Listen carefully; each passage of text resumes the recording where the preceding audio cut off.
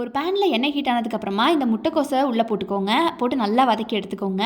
சூப்பரான முட்டைக்கோஸ் சட்னிக்கு இந்த கேபேஜ் நல்லா வதங்கணும். அதுதான் ரொம்ப இம்பார்ட்டண்ட். பொதுவாகவே காய்கறி வந்து எண்ணெயில் தனியாக வதங்கும்போது டேஸ்ட் கிடச்சிரும். ஸோ அதே மாதிரி தான் முட்டைக்கோஸ் பாருங்கள் எவ்வளோ போட்டோம். கடைசியாக நல்லா ஃப்ரை பண்ணி பிளேட்டில் நம்ம மாற்ற போகும்போது எப்படி இருக்குது பாருங்கள், சுருங்கி செம டேஸ்டியாக இருக்கும். பிளேட்டில் இதை மாற்றி வச்சுட்டு தனியாக அதே பேனில் எண்ணெய் ஹீட் ஆனதுக்கப்புறமா சீரகமும் உளுந்து பருப்பும் போட்டுக்கோங்க. அதுக்கப்புறமா நம்ம வெட்டி வச்சுருக்கிற வெங்காயம் ஸ்லைஸாக வச்சுருப்போம்ல, அதெல்லாம் உள்ளே போட்டு இது காரத்துக்கு தேவையான வரமிளகா உள்ளே போட்டுக்கோங்க. உங்களுக்கு எவ்வளோ மிளகா வேணுமோ அவ்வளோ கூட போட்டுக்கலாம். 3 4 கூட போட்டுக்கலாம். இங்கே காரம் கொஞ்சம் கம்மியாக தான் நான் ஆட் பண்ணுறேன் அப்படிங்கிறதுனால 2 மட்டும் தான் போடுறேன். ஸோ இதுக்கு பதிலாக நீங்கள் காஷ்மீரி மிளகா 1 கூட ஆட் பண்ணிக்கலாம். இதெல்லாம் போட்டக்கப்புறமா பூண்டும் இஞ்சியும் போட்டுக்கோங்க. இந்த ஸ்டேஜில் இதை நல்லா வணக்கி விட்டுக்கோங்க. இதுக்கப்புறமா நம்ம வெட்டி வச்சுருக்கிற தக்காளி எடுத்து உள்ளே போட்டுக்கலாம்.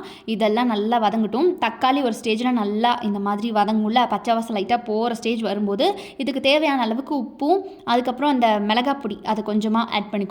ஏன்னா ஆல்ரெடி நம்ம வந்து வரமிளகா ஆட் பண்ணுறோம். ஸோ நம்ம வந்து காரத்துக்கு கொஞ்சம் தேவையான அளவுக்கு மட்டும் ஆட் பண்ணிக்கலாம் இந்த பொடியை, அதாவது மிளகாய் பொடி. அதுக்கப்புறமா நம்ம எடுத்து வச்சுருக்க கொத்தமல்லி உள்ள போட்டுக்கலாம். கொத்தமல்லி நல்லா வெந்து வரணும் அப்படிலாம் கிடையாது. இது வந்து நம்ம ஃப்ளேவருக்கு தான் போடுறோம். அதனால் 1க்கு 2 இந்த மாதிரி வதக்கி விட்டுட்டு இதில் ஒரு நெல்லிக்காய் சைஸ் புளி எடுத்து உள்ளே போட்டு இதையும் நல்லா வதக்கி விட்டுக்கோங்க. இந்த ஸ்டேஜில் இருக்கும்போது நம்ம ஆல்ரெடி பிளேட்டில் மாற்றி வச்சுருப்போம்ல முட்டைக்கோஸ், அதை இதுக்குள்ளே கொட்டி நல்லா எல்லாத்தையும் ஒன்று போல் வதக்கி விடலாம். ஸோ அவ்வளோதான் கைஸ். இது நம்ம இப்போ ஆற விட்டு அரைச்சி எடுக்கிறதுக்கு ரெடி ஆகிடுச்சு. இந்த ஸ்டேஜ் வந்தோடனே ஆற வச்சு அரைச்சி எடுத்துக்கோங்க. அவ்வளோதான். மிக்ஸி ஜாரில் அரைச்சி எடுத்ததுக்கப்புறம் தாளிப்பு கொட்டிடலாம். இதில் பார்த்தீங்கன்னா கடுகு, அதுக்கப்புறம் உளுந்தம்பருப்பு, கருவேப்பிலை, அப்புறம் நம்ம வரமிளகா, இதுதான் தாளிப்பு.